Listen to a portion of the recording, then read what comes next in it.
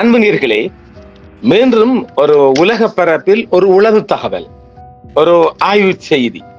நாம் ஏற்கனவே ஈரானுக்குள் முதலாக நாம் தந்த எமது செய்திகளின் படி ஈரானுக்குள் இந்த இஸ்ரேல் தாக்குதலின் போது முதலாக 100க்கு மேற்பட்ட இந்திய ஸ்பைஸ் உளவாளிகள் நாம் முதலாக நாம் தான் கொடுத்தோம். எந்த ஒரு இந்திய செய்தித்தளமும் சொல்ல மாட்டாங்க, இலங்கையும் சொல்லல.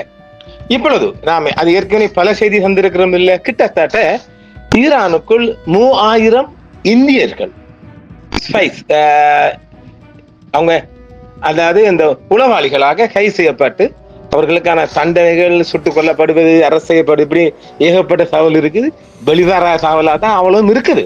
ஆனாலும் தொடர்ந்து இன்னும் ஈரானுக்குள் வேற வெளிநாட்டவர்களும் உளவு தகவல் பார்த்த வகையில் இப்பொழுது உளவாளிகள் என்ற வகையில் ஈரான் மிகப்பெரிய வீக் கிட்டத்தட்ட ஒரு 4000 பேர் மட்டும் கட்டியாச்சு. இது இந்த எலிகள் வளர்வது போன்று ஒரு வீட்டுக்குள் நாம் தொடர்ந்து 2 மாதமோ 3 மாதமோ இல்லை என்றால் எலிகள் வீட்டுக்குள் வளர்வது போன்று ஈரானுக்குள் ஏராளமான ஈரானுக்கு எதிரான உளவாளிகள் என்றுதான் சொல்லலாம்.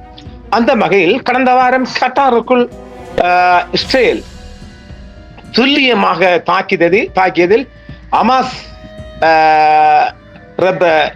பிரதிநிதிகள் 5 பேர்களும் கட்டாரின் பாதுகாப்பு உயர் அதிகாரி ஒருவருமாக 6 பேர் கொல்லப்பட்டிருக்கிறார்கள் இல்லையா? அந்த விடயமாக இப்பொழுது கட்டார் உளவுத்துறை 2 இந்தியர்களை கைது செய்திருக்கின்றது. இது உலக பரப்பில் நாம் முதலாக அள்ளி எறியும் செய்தி, மோப்பமிடும் செய்தியாக தருகின்றோம். ஆனால் இந்த கைது குறித்து கட்டார் அரசாங்கமோ கட்டாரின் இராணுவத்துறையோ அல்லது புலனாய்வுத்துறையோ எந்த ஒரு தகவலும் தரவில்லை. ஆனால் இந்தியாவுக்குள் சில உளவு தகவல் அது சில இந்த நெட்வொர்க் செய்திகள், இந்த என்னது யூடியூப் செய்திகள் மற்றும் மிகப்பட்ட செய்திகளுக்குள் அதை கட்டாரின் மன்னர் அவங்கள கிங் அவங்களோட போட்டோ எல்லாம் போட்டு அவங்க கொடுத்தாக ஒரு பொய்யான செய்தியை பரப்புறாங்க.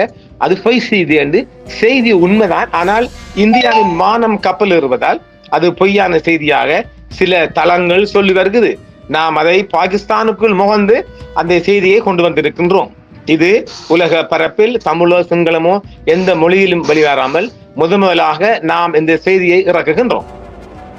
கட்டாரில் இஸ்ரேலிய தாக்குதல்களை தொடர்ந்து மொசாட்டுக்காக உளவு பார்த்ததாக சந்தேகத்தின் பேரில் நேற்று அதிகாலை துஹாரில் 2 இந்தியர்கள் கட்டார் உளவுத்துறையால் கைது செய்யப்பட்டதாக ஒரு இரகசிய தகவல் தெரிவிக்கின்றது.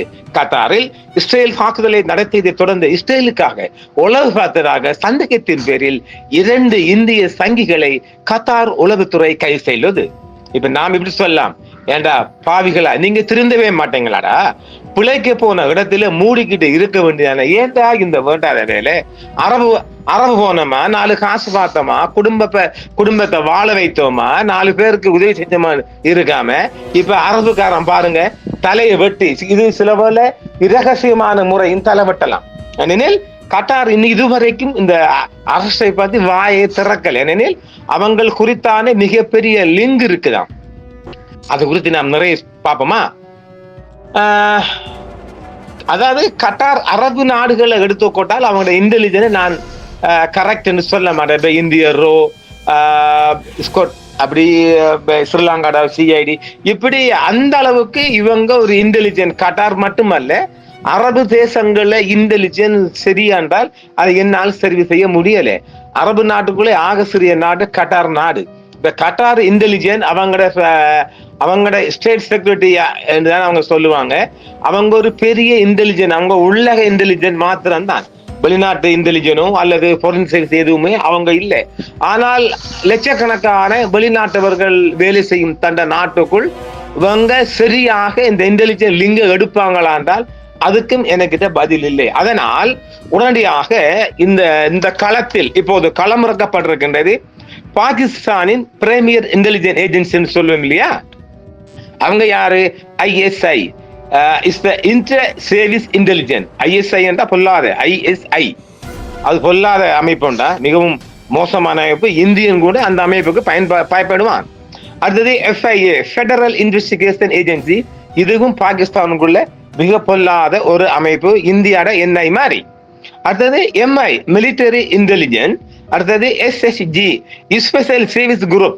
இந்த குரூப்ல இப்ப ஐஎஸ்ஐ இப்ப பாகிஸ்தான் இந்த கட்டாரோட மிக நெருக்கமாக இருக்குல்ல, மிகவும் நெருக்கமான ஒரு எல்லா வகையிலும், அது தொழில்துறையா இருக்கட்டும், இராணுவ துறையா இருக்கட்டும், எல்லா வகையிலும் கட்டாருடன் பாகிஸ்தான் மிக மிக நெருக்கமாக இருக்கின்றது. முதலாக ஐஎஸ்ஐ ஐஎஸ்ஐ ஐஎஸ்ஐஎஸ் அது வேற அதல்ல, இது ஐஎஸ்ஐ இன்டர் சர்வீஸ் இன்டெலிஜென்ஸ் இதான் சொல்லுவாங்க பாகிஸ்தான் ஐஎஸ்ஐ. அப்போ இந்த சர்வீஸ் உடனே மூக்கு நுழைச்சிட்டு அங்கிட்டு எங்க கட்டாருக்குள்ள இப்ப பெரிய டீம் ஒன்று இறங்கி களத்துல நிக்கிறாங்க. அடுத்தது ஈரான்ல நம்ம சொன்னோம், ஈரான்ல 3000-4000 இந்தியர்கள் இல்ல 3000 இந்தியர்களும் வெளிநாட்டவர்கள் வேறு 1000 பேருமாக இதுவரைக்கும் 4000க்கும் அதிகமான ஸ்பைஸ் வந்துட்டு அரெஸ்ட் பண்ண என்ன உளவாளிகள் அரெஸ்ட் செய்யப்பட்டிருக்கிறாங்க. என்னால் இவனுள்ள வேலையே இதுதான், அந்த ஸ்பைங் தான் கூடுதல் அங்க நிற்கிறாங்க. அப்போ அவங்களும் இறங்கிட்டாங்க. அவங்களோட பவர்ஃபுல் அண்ட் சேஃபர் இன்டெலிஜென்ஸ் சொன்னால் ஐஆர்ஜிசி இதுலயும் ஒரு டீம் ஒன்று போயிட்டாங்க. என்றால் இந்த லிங்க பாக்குறாங்க, இந்த மொஷாட் லிங்க் 2 நாட்டுக்கும் தேவைப்படுதுன்னு சொல்லி 2 நாட்டு உளவாளியும் போயிட்டாங்க. இவங்கட ஈரான் ஐஆர்ஜி ஐஆர்ஜி என்ன, இஸ்லாமிக் ரெவல்யூஷனரி காட் கோப்ஸ், இதுதான் அவங்களோட ஒரு அமைப்பு உண்டு. மிகவும் இப்பதான் அவங்க இந்த அமைப்பு தான் ஈரானுக்குள்ள மிக அதிகமான இந்த உளவாளிகளை தேடி பிடித்து அரசு செய்யப்பட்டு வருது. அந்த டீம் ஒன்று இப்ப டோஹாவில் இறங்கிட்டாங்க. அடுத்து MOIS military of intelligence and security, இந்த இதுவும் ஈரான் பொல்லாத அமைப்புகள். இந்த 2 அமைப்பும் கலந்து அங்க ஒரு உளவுக்கு போயிட்டேன். என்னால் அவங்களோட செக்யூரிட்டியை நாங்க சிரமமா சொல்ல மாட்டேன். The name of the Qatar Intelligence Agency is the Qatar State Security. அதாவது it is the primary state intelligence agency in Qatar responsible for internal security, intelligence gathering and handling cases of sedition and espionage. அதாவது கட்டார் புலனாய்வு அமைப்பின் பெயர் Qatar மாநில பாதுகாப்பு.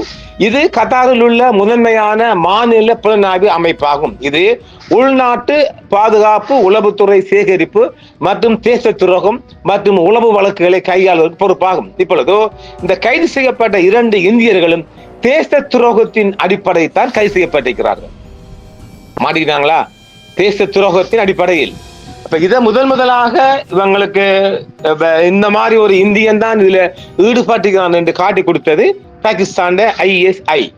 அப்ப கட்டாருக்குள் ஏராளமான இந்தியர்கள் உளவாளியாக இருக்கிறாங்கன்னு ஒரு பிந்திய தகவலும் கிடைத்திருக்கின்றது. இப்பொழுது கைது செய்யப்பட்ட நபர்களிடம் 2 தொலைபேசிகள், அந்த கையடக்க தொலைபேசிகளும் 2 லேப்டாப்கள் தான் கிடைத்திருக்குது. இதுவரைக்கும் கிடைக்கப்பட்ட தகவலின் அடிப்படையில் அவங்கள ரூம் எல்லாம் சேர்ச் பண்ணி தொடர்ந்து அவர்கள் விசாரணை செய்யப்பட்டு வருகின்றார்கள். முதல் கட்டமாக கட்டார் இன்டெலிஜென்ஸ் போலீஸ் குரூப்பாலையும் பாகிஸ்தான் ஐஎஸ்ஐ என்ற குரூப்பாலையும் அவங்க விசாரிக்கப்படுவாங்க. கண்ணை கட்டிடுவாங்க, உடனடியாக கண்ணை கட்டிடுவாங்க, தெரியப்படாது அவனுக்கு யாராண்டு. அப்ப கட்டார் அரசாங்கத்தை விட பாகிஸ்தான் மிகவும் மோசமான முறையில இவங்ககிட்ட உளவு தகவலை பெறுவார்கள்.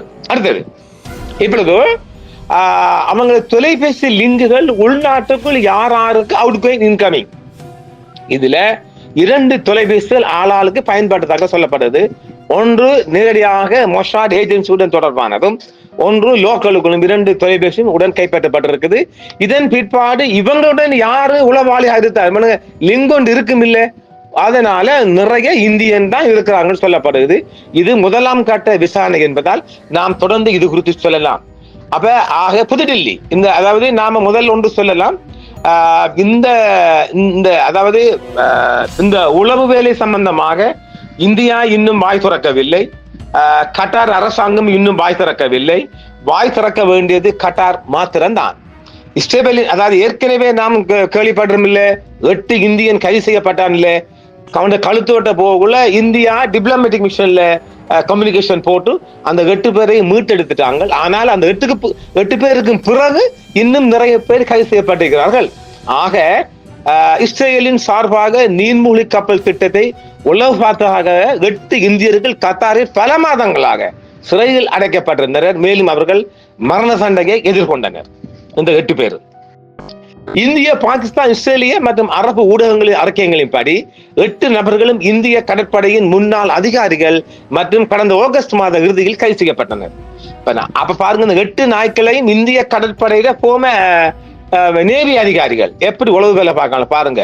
புதுடில்லி இந்த 8 கைதிகளுக்கு தூதரக அணுகலை பெற்றுள்ளது மற்றும் அவர்களின் விடுதலையை பெற முயற்சி செய்தது. ஆனால் முன்னாள் அதிகாரிகள் இஸ்ரேலுக்கு உளவு பார்த்த தகவல்களை, உளவுத்துறை தகவல்களை அனுப்பியதாக ஆதாரங்கள் தெரிவிக்கின்றன என்று டோஹா தெரிவித்தது. ஏற்கனவே ரேடார் கண்டறிதலை தவிர்க்கக்கூடிய உயர் தொழில்நுட்ப இத்தாலிய தயாரிக்கப்பட்ட நீர்மூழ்கி கப்பல்களை பெறுவதை நோக்கமாக கொண்ட கட்டார் திட்டத்திற்கு ஆலோசனை வழங்கும் நிறுவனமான Dahra Global Technologies and Consulting Service, a company advising on a Qatari program service-இன் மூத்த ஊழியர்கள் இவர்கள். ஆக பெருத்த சம்பளத்துடன் டோஹா கட்டாரில் மிக நுணுக்கமான முறையில் கடமையாற்றிய இந்த 8 நாட்களையும்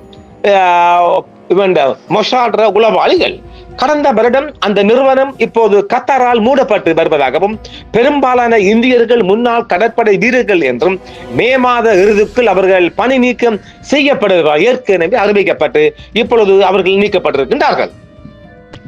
கடற்படை தளத்தை நிர்மாணித்தல் மற்றும் அதன் ராணுவ கடற்படையை பராமரித்தல் உள்ளிட்ட ஒரு பெரிய திட்டத்தில் ஒரு பகுதியாகும் நீர்மூழ்கி கப்பல்களை உருவாக்குவதற்காக இத்தாலியை தளமாக கொண்ட கப்பல் நிறுவனமான பின்கேண்டனரி இஸ்பாவுடன் 2020 ஆண்டில் கட்டார் ஒரு புரிந்துணர்வு ஒப்பந்தத்தில் கையெழுத்திட்டது. இந்த புரிந்துணர்வு ஒப்பந்தத்தின்படியே இவர்களும் வேலைக்கு அமர்த்தப்பட்டார்கள். பாதுகாப்பு அமைச்சகத்துடன் 2016 ஆண்டு செய்து கொண்ட ஒப்பந்தத்தின் அடிப்படையில் 7 மேற்பரப்பு கப்பல்களை 4 கர்வெட்டுக்குள் ஒரு ஆம்பிபியஸ் கப்பல் மற்றும் 2 ரோந்து கப்பல் உட்பட முடிக்கும் பணியை தொடர்கிறது. ஆக இது ஒரு நீண்ட ஸ்டோரி என்பதால் நாம் அடுத்த பாட்டுக்குள் போகின்றோம். ஆக தற்பொழுது இந்த பிடிப்பட்ட இந்தியன் 2 பேருடன் இன்னும் பலர் கைது செய்யப்படுகின்றார்கள். ஒரு கூட்டு சங்கிலி தொடர் இருப்பதால் அவர்கள் மிக அதிகமாக தொடர்ந்து கைது செய்யப்படுவார்கள். இந்த செய்திகள் கட்டார் அரசாங்கம் தற்போதைக்கு வெளிவிடும் நோக்கமில்லை.